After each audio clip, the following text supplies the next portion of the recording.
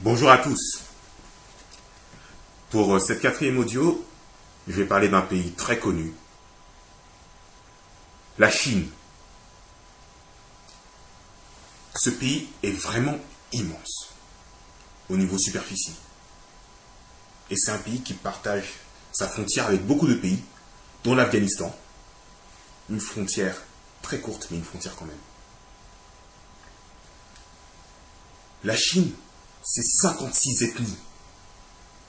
Quand même. Dont plus de 90% est l'ethnie Han.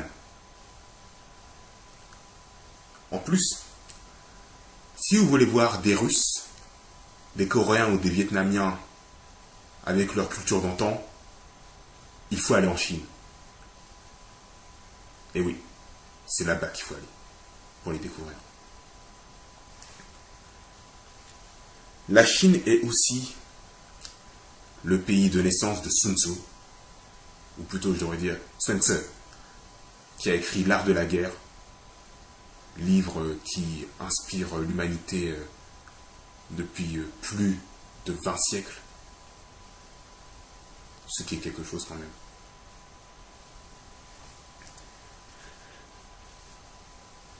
La Chine, c'est aussi le pays d'origine de la mandarine, de la fraise et de l'abricot.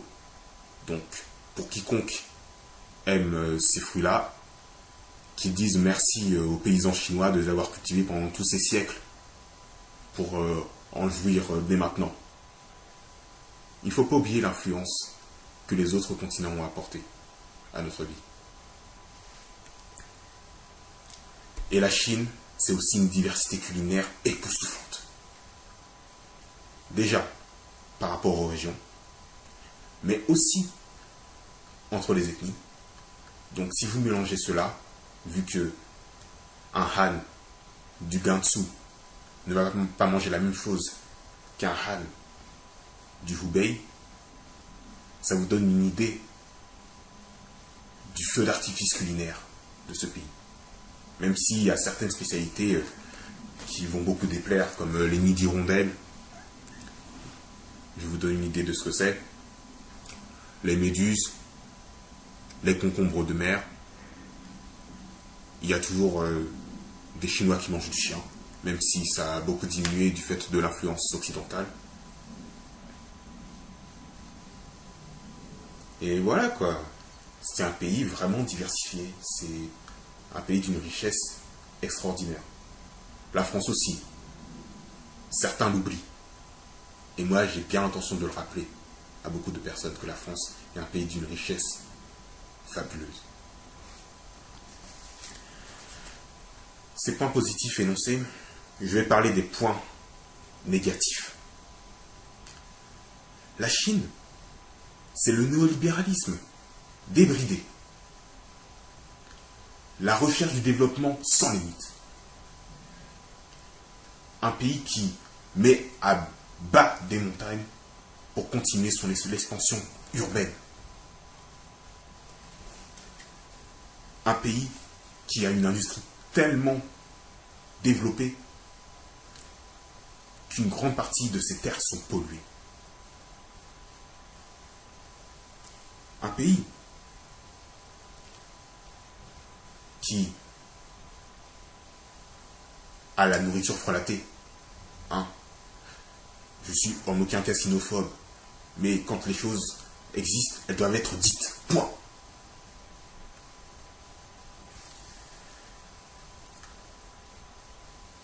Et la Chine est aussi un pays impérialiste. La Chine a mis ses billes en Asie, en Afrique, en Amérique du Sud et en Europe aussi, au niveau de la Roumanie. Là, je parle des terres agricoles que la Chine utilise pour son propre marché. Et oui, la néocolonisation est là. Les terres agricoles, ces terres fertiles que des rapaces se disputent. Et où la Chine a un rôle en aucun cas négligeable.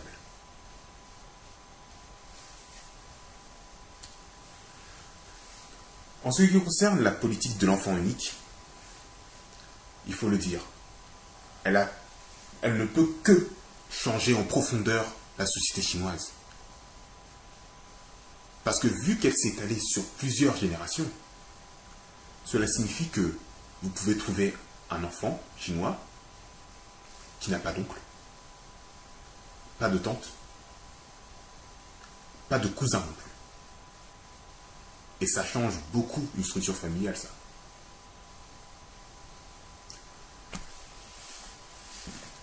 Cette logique de l'enfant unique et du développement sans limite entraîne un individualisme forcené, où certains enfants de riches ont des attitudes inqualifiables, complètement folles, on peut dire. Mais ce n'est pas spécifique à la Chine. Dans d'autres continents, ça se trouve, bien entendu. Et l'un des points démographiques majeurs est le déséquilibre homme-femme dans ce pays. Il faut se rappeler que la Chine est un pays où la culture dans les campagnes est d'arranger les petites filles. C'est comme ça qu'ils disent en mandarin. Arranger les petites filles, ça veut dire les tuer. Tout simplement. Et cela a entraîné un équilibre démographique tellement fort que dans certaines villes, certains hommes ne peuvent pas trouver de femmes et deviennent homosexuels par compensation. Ou, dans les campagnes, il y a les enlèvements de petites filles, les enlèvements de femmes, parce que le manque de femmes est tellement béant qu'on en arrive à une attitude de rapacité.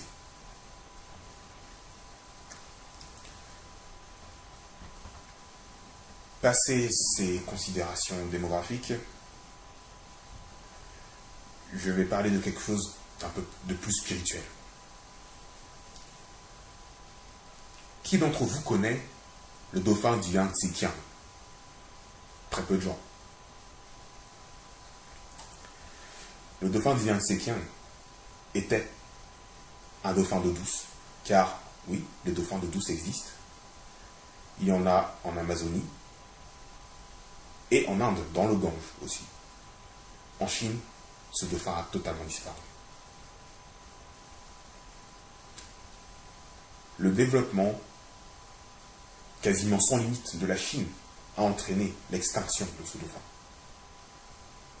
Et cela en dit beaucoup sur comment un pays se voit, parce que chaque pays a son animal légendaire, ou ses animaux légendaires, je devrais dire, qui le représentent, qui représentaient les contes populaires, qui sont des animaux admirés par les habitants du pays même. Par exemple, si je dis qu'il n'y a plus d'éléphants dans certains pays d'Afrique, plus d'hippopotames, plus de girafes, qu'en Europe, les loups, les ours, les lynx disparaissent, qu'en Australie, il n'y a plus de kangourous, ou bien en Amérique du Nord, qu'il n'y a plus de bisons. Imaginez-vous la catastrophe spirituelle que cela serait. Parce qu'il ne faut pas oublier que les animaux non humains et nous sommes liés. Nous sommes la création. Nous en faisons partie. Nous faisons partie d'un écosystème. Et nier cet écosystème a des répercussions spirituelles. Parce que cela veut dire que le reste de la planète compte pour moins que rien. Et seulement notre cupidité prévaut. Il y a une dimension spirituelle à tout cela. Parce que si on supprime tous ces êtres vivants qui représentaient votre territoire, là où vous viviez, qui était votre fierté fondamentalement, que deviendriez-vous? Vous pouvez vous poser la question. C'est pour dire que la Chine et un pays qui aura de gros problèmes dans les années à venir. Elle en a déjà, mais ça va s'accroître. Et pas qu'au niveau économique. Il se peut que ça nous arrive aussi, mais il faut être vigilant. La dimension spirituelle est ô combien importante dans ce monde. Pas juste la religion de l'économie, non. Il y a bien autre chose. Et c'est ce que je veux exprimer en tant que chrétien en ce qui me concerne. Le combat continue, comme on dit. Merci d'avoir écouté cet audio. Et je vous dis à la prochaine. Bonne journée à tous.